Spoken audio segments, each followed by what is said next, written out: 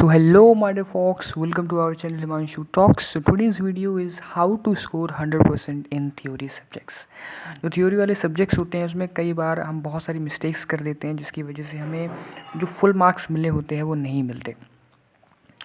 अब ऐसी क्या गलतियां हैं जो हमें नहीं करनी चाहिए और कैसे हमें प्रिपेयर करना चाहिए थ्योरी वाले सब्जेक्ट्स में, उसके बारे में हम आज बात करेंगे।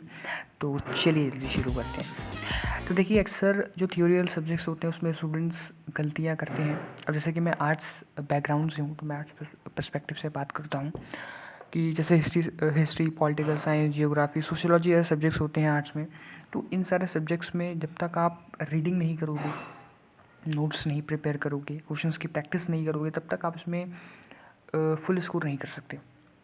और यही जो स्टूडेंट्स हैं वो नहीं करते, मतलब उन्हें ये सब बोरिंग लगता है एक तरह से। कुछ स्टूडेंट्स को लगता है बोरिंग। जो सब्जेक्टिव क्वेश्चंस होते हैं उसमें आपको पॉइंट्स लिखने होते हैं, राइट, वैल्यूएबल पॉइंट्स जो कि उससे रिलेट करता हो, राइट। और जब एग्जामिनर उसे चेक करे तो उसे लगे हाँ कि ये पॉइंट इसे मैच करता हो। कई बार स्टूडेंट्स ऐसे कोई पॉइंट्स लिख देते हैं सिर्फ कंटेंट को बढ़ाने के लिए कि वो उसे मैच भी नहीं करता, राइट। तो ऐसा नहीं करना।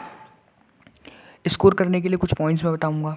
ये पॉइंट्स बहुत ही ज़्यादा इम्पॉर्टेंट होने वाले हैं आपके लिए। सो चलिए, सबसे पहले जो पॉइंट है वो है रीडिंग। जितने भी थ्योरी वाले सब्जेक्ट्स होते हैं उसमें रीडिंग बहुत ही इम्पॉर्टेंट रोल प्ले करता है। जब तक आप रीडिंग की हैबिट नहीं डेवलप करते, जब तक आप मैं बोलूँगा कि थ्योरी वाले सब्जेक्ट्स में या फिर अपनी लाइफ में भी अगर आप लर्निंग में है तो कभी वहाँ पे प्रोग्रेस नहीं कर सकते अपनी लर्निंग में। Because reading is very important, right. Whether you are in school student, college student, आप उसे पास आउट हो गए हैं, अपनी लाइफ में भी, राइट, रीडिंग बहुत इंपॉर्टेंट होती है। तो रीडिंग हैबिट डेवलप करना बहुत ज़्यादा इंपॉर्टेंट है। अब रीडिंग कैसे करें? कई बार स्टूडेंट्स को रीडिंग बोरिंग लगती है क्योंकि वो बोरिंग वे से ही उसे करते हैं। रीडिंग करने का एक तरीका होता है। देखिए, जब भी आप रीडिंग करें तो लाउड रीडिंग करें, मतलब इतना भी लाउड नहीं, इतना लाउड कि आपको सुनाई दे वो लाउड, मतलब बेस में ज़्यादा बेस ना हो, राइट। सो ऐसे आप पढ़िए जैसे कि आपके सामने कोई बैठा है, आप उसे समझा रहे हैं, आपको कोई दोस्त बैठा है।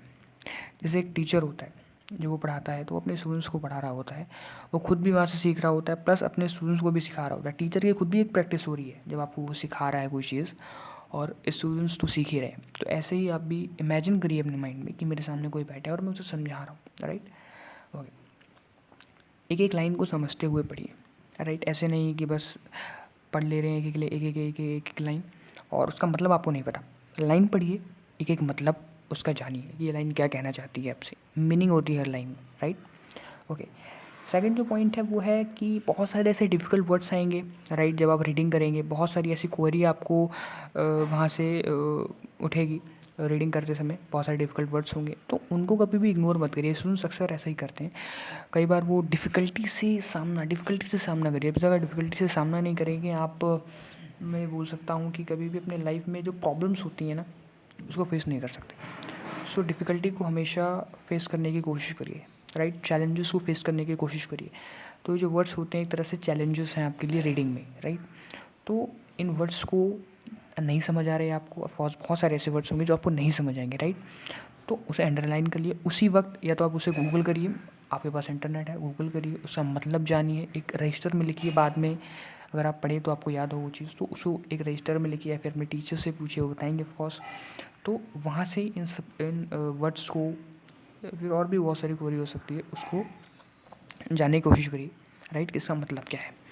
बिकॉज ये आगे जाके आपको आंसर राइटिंग में, नोट मेकिंग में बहुत ज़्यादा इंपॉर्टेंट होगा, ठीक। नेक्स्ट जो पॉइंट है वो ये है कि ऐसे बहुत सारे डायग्राम्स होते हैं, बहुत सारी ड्राइंग्स होती हैं, चित्र होते हैं, मैप्स होते हैं, बॉक्सेस होते हैं, जो कि एक चैप्टर में, एक चैप्टर के कंटेंट इसे मतलब दिया गया होता है, या एक एडिशनल इन्फॉर्मेशन आप बोल सकते हो। जैसे कि मैं बात करता हूँ आर्ट्स में, जैसे कि हिस्ट्री एक सब्जेक्ट होता है, हिस्ट्री में बहुत सारे चित्र आपको देखने को मिलेंगे, राइट। उनका एक मतलब होता है, उनकी एक मीनिंग होती है, उनका एक बैकग्राउंड होता है। जब तक आप उनको समझेंगे नहीं, आप उस चैप्टर को नहीं समझ पाएंगे, क्योंकि उस चैप्टर से रिलेटेड ही वो चित्र होते हैं, राइट। बहुत सारे मैप्स दिए होते हैं, चित्र दिए होते हैं, डायग्राम दिखेंगे आप साइंस जैसे सब्जेक्ट में, बहुत सारे डायग्राम्स दिए होते हैं। तो इनको एग्जामिन करना बहुत ज़्यादा इंपॉर्टेंट है। इनको एग्जामिन करिए, ऑब्जर्व करिए, आपको कहना क्या चाहते हैं, इनका बैकग्राउंड क्या है, राइट। ओके, फिर नेक्स्ट जो पॉइंट आता है वो है नोट मेकिंग। अब आपने रीडिंग कर ली, आपने चैप्टर को समझ लिया, बेसिक से लेकर एडवांस तक के जो पॉइंट थे आपके वो क्लियर हो गए। अब है नोट मेकिंग। नोट मेकिंग की मैंने ऑलरेडी एक वीडियो बना रखी है, how to make short notes, आपको मिल जाएगी मेरे चैनल पे, सो वहाँ से आप देख लीजिए।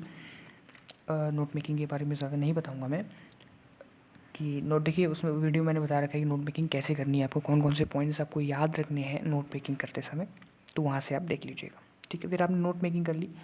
नोट मेकिंग के साथ फिर आपको करने हैं के बाद आपको प्रैक्टिस क्वेश्चंस करने हैं। सबसे पहले आपको एमसीक्यू, जो ऑब्जेक्टिव टाइप क्वेश्चंस होते हैं, उनकी प्रैक्टिस करनी है। वेबसाइट्स पे आपको ऐसे बहुत सारे क्वेश्चंस मिल जाएंगे एमसीक्यू, वहाँ से आपको उनकी प्रैक्टिस करनी है ज़्यादा से ज़्यादा, इतना आप कर सकते हैं, राइट। जितने भी पॉइंट्स हैं वो कवर हो जाएंगे उस क्वेश्चन में, राइट। फिर जो बुक के पीछे आपको जो क्वेश्चन दिए होते हैं, राइट, जो प्रैक्टिस दी होती है, उनको फिर कवर करिए। सब्जेक्टिव क्वेश्चन हो सकते हैं, ऑब्जेक्टिव हो सकते हैं। जैसे सब्जेक्टिव क्वेश्चन हैं उनको खुद से लिखने की कोशिश करिए, क्योंकि आपने चैप्टर पढ़ लिया, आपको पता है कौन कौन से पॉइंट इससे मैच करते हैं, उस क्वेश्चन से, पर्टिकुलर क्वेश्चन से, वो पॉइंट वहाँ पे लिखिए खुद एक रजिस्टर में, प्रैक्टिस करिए रोज़ाना, राइट। ये सब करने के बाद आप एक चैप्टर को ख़त्म कर लेते हैं बहुत ही डीपली, राइट। इसके बाद चैप्टर में से कहीं भी क्वेश्चन आए, एक पर्टिकुलर चैप्टर में से किसी भी टॉपिक से क्वेश्चन आए, आप उसको कभी भी देने में असमर्थ नहीं होंगे, आप उसे ज़रूर देंगे, राइट, 100% देंगे। क्योंकि अब आपको लगेगा कि एक चैप्टर के लिए इतना कुछ करना, क्या इसमें टाइम नहीं लगेगा।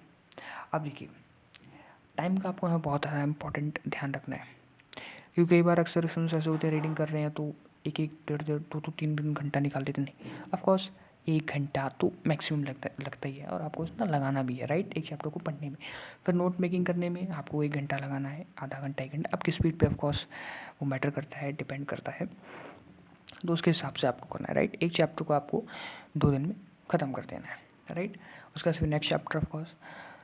तो इससे क्या होगा, अब आपको लगेगा कि इतना सारा करना क्या ठीक है। देखिए, अगर आप सीरियसली अपनी पढ़ाई को कर रहे हैं, आपको अगर फॉर एग्जांपल आप 11th में है, आपने कोई स्ट्रीम चूज़ कर रखी है, उस स्ट्रीम में आगे जाके आपको कुछ करना है, तो ऑफकोर्स ये आपको बहुत ही ज़्यादा हेल्प करेगा आपकी लाइफ में, राइट, आपकी लर्निंग में, आपकी प्रोग्रेसिंग में।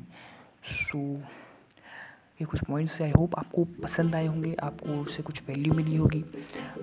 Thank you for giving your precious time, and अगर आपको वीडियो पसंद आई तो लाइक करिए, शेयर करिए और मेरे चैनल को सब्सक्राइब करिए। Thank you.